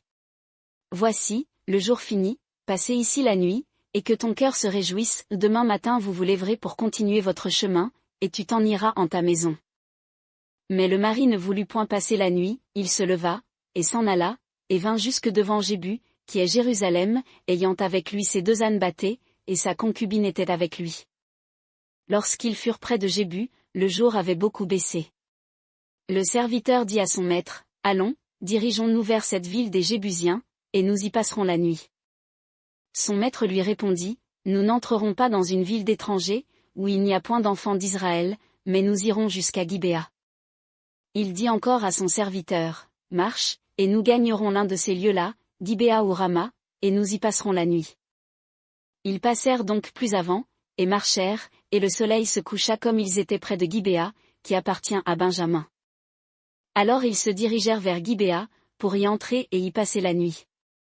Ils y entrèrent donc et se tinrent sur la place de la ville, et il n'y eut personne qui les reçût dans sa maison pour y passer la nuit. Mais voici, sur le soir, un vieillard revenait des champs, de son travail. Cet homme était de la montagne d'Éphraïm, mais il demeurait à Gibéa, dont les habitants étaient benjamites. Levant les yeux, il vit ce voyageur sur la place de la ville, alors le vieillard lui dit, « Où vas-tu, et d'où viens-tu » Et il lui répondit, « Nous allons de Bethléem de Juda vers le fond de la montagne d'Éphraïm, d'où je suis. J'étais allé jusqu'à Bethléem de Juda, et je me rends à la maison de l'Éternel, et il n'y a personne qui me reçoive dans sa maison. Cependant nous avons de la paille et du fourrage pour nos ânes, et du pain et du vin pour moi et pour ta servante, et pour le garçon qui est avec tes serviteurs. Il ne nous manque rien. » Et le vieillard lui dit, « La paix soit avec toi. Je me charge de tout ce dont tu auras besoin, tu ne passeras pas la nuit sur la place. » Alors il le fit entrer dans sa maison, et il donna à manger aux ânes. Ils lavèrent aussi leurs pieds, puis ils mangèrent et burent. Comme leur cœur se réjouissait, voici, les gens de la ville, des hommes pervers, environnèrent la maison, heurtèrent à la porte, et dirent au vieillard, « Maître de la maison, fais sortir cet homme qui est entré chez toi, pour que nous le connaissions. » Mais l'homme, le maître de la maison, sortit vers eux et leur dit, « Non, mes frères, ne faites point le mal, je vous prie, puisque cet homme est entré dans ma maison, ne commettez pas cette infamie. Voici, j'ai une fille vierge, et cet homme a sa concubine, je vous les amènerai dehors, vous leur ferez violence, et vous ferez d'elle ce qui vous plaira, mais ne commettez pas sur cet homme une action si infâme. » Mais ces gens-là ne voulurent point l'écouter. Alors l'homme prit sa concubine et la leur amena, et ils la connurent, et ils abusèrent d'elle toute la nuit jusqu'au matin, puis ils la renvoyèrent au lever de l'aurore. Et, comme le jour approchait, cette femme alla tomber à la porte de la maison de l'homme où était son mari, et y demeura jusqu'au jour. Et le matin, son mari se leva, ouvrit la porte, et sortit pour continuer son chemin, mais voici, la femme, sa concubine, était étendue à la porte de la maison, les mains sur le seuil. Et il lui dit, « Lève-toi, et allons-nous-en. » Mais elle ne répondit pas. Alors il la chargea sur un âne, et se mit en chemin, et s'en retourna chez lui. Puis, étant venu dans sa maison, il prit un couteau, saisit sa concubine, et la coupa membre par membre en 12 parts, qu'il envoya dans tout le territoire d'Israël. Et tous ceux qui virent cela, dirent, « On n'a jamais fait ni vu rien de pareil, depuis que les enfants d'Israël sont montés hors du pays d'Égypte, jusqu'à ce jour. Faites attention à cela, consultez-vous et prononcez. » Juge 20. Alors tous les enfants d'Israël sortirent, depuis Dan jusqu'à Béésheba, et jusqu'au pays de Galad, et l'assemblée se réunit comme si ce n'eût été qu'un seul homme, devant l'Éternel, à Mitzpa. Et les chefs de tout le peuple, et toutes les tribus d'Israël se présentèrent dans l'assemblée du peuple de Dieu, au nombre de 400 000 hommes de pied, portant l'épée. Or les enfants de Benjamin apprirent que les enfants d'Israël étaient montés à Mitzpa. Et les enfants d'Israël dirent, « Parlez, comment ce crime a-t-il été commis ?» Et le Lévite, le mari de la femme qu'on avait tuée, répondit et dit, j'étais entré à Gibéa de Benjamin, moi et ma concubine, pour y passer la nuit. Les maîtres de Gibéa se sont élevés contre moi, et ils ont environné de nuit la maison où j'étais, prétendant me tuer, et ils ont fait violence à ma concubine, et elle en est morte. Alors, ayant pris ma concubine, je l'ai mise en pièces, et j'en ai envoyé par tout le territoire de l'héritage d'Israël, car ils ont commis un crime énorme, et une infamie en Israël. Vous voici tous, enfants d'Israël, consultez-vous, donnez ici votre avis. Et tout le peuple se leva, comme un seul homme, en disant, aucun de nous n'ira dans sa tente, et personne ne se retirera dans sa maison. Mais, voici ce que nous ferons maintenant à Gibéa, nous marcherons contre elle d'après le sort. Nous prendrons 10 hommes sur 100, d'entre toutes les tribus d'Israël, et 100 sur 1000, et 1000 sur 10 000, afin qu'ils prennent des vivres pour le peuple, et que, se rendant à Gibéa de Benjamin, on la traite selon l'infamie du crime qu'elle a commis en Israël. Ainsi tous les hommes d'Israël s'assemblèrent contre cette ville-là, unis comme un seul homme. Les tribus d'Israël envoyèrent des hommes dans toute la tribu de Benjamin, pour dire, quelle méchante action a-t-on commise parmi vous? Livrez-nous maintenant ces hommes pervers qui sont à Gibéa, afin que nous les fassions mourir, et que nous ôtions le mal du milieu d'Israël. Mais les Benjamites ne voulurent point écouter la voix de leurs frères, les enfants d'Israël. Et les enfants de Benjamin sortirent de leur ville, et s'assemblèrent à Gibéa, pour aller combattre les enfants d'Israël. En ce jour-là, on fit le dénombrement des enfants de Benjamin, venus des villes, et il se trouva 26 000 hommes tirant l'épée, sans les habitants de Gibéa, dont on fit aussi le dénombrement, formant 700 hommes d'élite. Parmi tout ce peuple, il y avait 700 hommes d'élite qui ne se servaient pas de la main droite.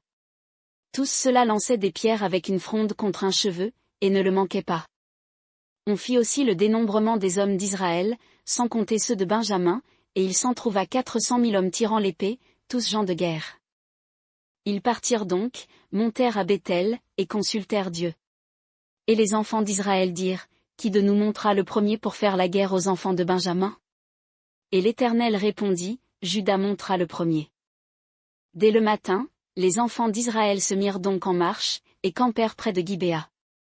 Et les hommes d'Israël sortirent pour combattre ceux de Benjamin, et se rangèrent en bataille contre eux devant Gibéa. Alors les enfants de Benjamin sortirent de Gibéa, et ce jour-là ils étendirent par terre 22 000 hommes d'Israël. Toutefois le peuple, les hommes d'Israël reprirent courage, et ils se rangèrent de nouveau en bataille, dans le lieu où ils s'étaient placés le premier jour. Et les enfants d'Israël montèrent, et pleurèrent devant l'Éternel jusqu'au soir. Ils consultèrent l'Éternel en disant, m'approcherai-je encore pour combattre contre les enfants de Benjamin, mon frère? Et l'Éternel répondit, montez contre lui.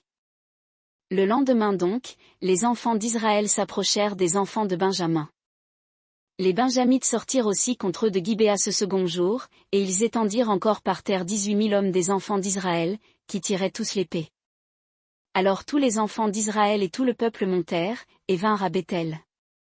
Ils y pleurèrent, et se tinrent là, devant l'Éternel, et jeûnèrent ce jour-là jusqu'au soir, et ils offrirent des holocaustes et des sacrifices de prospérité devant l'Éternel.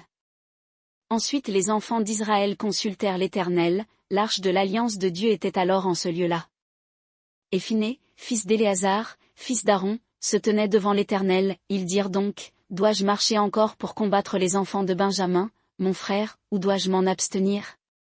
Et l'Éternel répondit, montez, car demain je les livrerai entre vos mains. Alors Israël mit des embuscades autour de Gibéa. Et les enfants d'Israël montèrent, le 3e jour, contre les Benjamites, et se rangèrent contre Gibéa comme les autres fois. Or les Benjamites, étant sortis à la rencontre du peuple, furent attirés loin de la ville. Et ils commencèrent à en frapper quelques-uns du peuple, comme les autres fois, et il y eut environ 30 hommes d'Israël qui furent blessés à mort dans les chemins, dont l'un monte à Béthel et l'autre à Gibéa, par la campagne. Et les enfants de Benjamin disaient, ils tombent devant nous comme la première fois. Mais les enfants d'Israël disaient, fuyons, et attirons-les loin de la ville, dans les chemins. Alors tous ceux d'Israël, se levant du lieu où ils étaient, se rangèrent à Baltamar, et l'embuscade d'Israël déboucha de son poste, de la prairie de Gibéa. Et 10 000 hommes d'élite, de tout Israël, vinrent contre Gibéa, et la mêlée fut rude, et ceux de Benjamin n'aperçurent point le mal qui allait tomber sur eux. Et l'Éternel battit Benjamin devant les Israélites, et les enfants d'Israël, en ce jour-là, tuèrent 25 100 hommes de Benjamin, tous tirant l'épée. Les Benjamites avaient cru que les hommes d'Israël étaient battus. Or, ils avaient reculé devant ceux de Benjamin, car ils se reposaient sur les embuscades qu'ils avaient mises près de Gibéa. Et ceux qui étaient en embuscade, se jetèrent vivement sur Gibéa, ainsi ceux qui étaient en embuscade marchèrent, et firent passer toute la ville au fil de l'épée. Or, les hommes d'Israël avaient donné pour signal à ceux qui étaient en embuscade, qu'ils fissent monter de la ville une épaisse fumée. Les hommes d'Israël avaient donc tourné le dos dans la bataille, et les Benjamites avaient commencé de frapper et de blesser à mort environ 30 hommes de ceux d'Israël, et ils disaient, « Certainement ils tombent devant nous comme à la première bataille. » Mais quand une colonne de fumée s'éleva et commença à monter de la ville, ceux de Benjamin regardèrent derrière eux, et voici, la ville entière montait en feu vers le ciel. Alors les gens d'Israël se retournèrent, et ceux de Benjamin furent épouvantés en voyant le désastre qui allait les atteindre. Et ils tournèrent le dos devant ceux d'Israël, par le chemin du désert, mais l'armée d'Israël les serra de près, et ceux des villes, ils les tuèrent dans leurs propres endroits.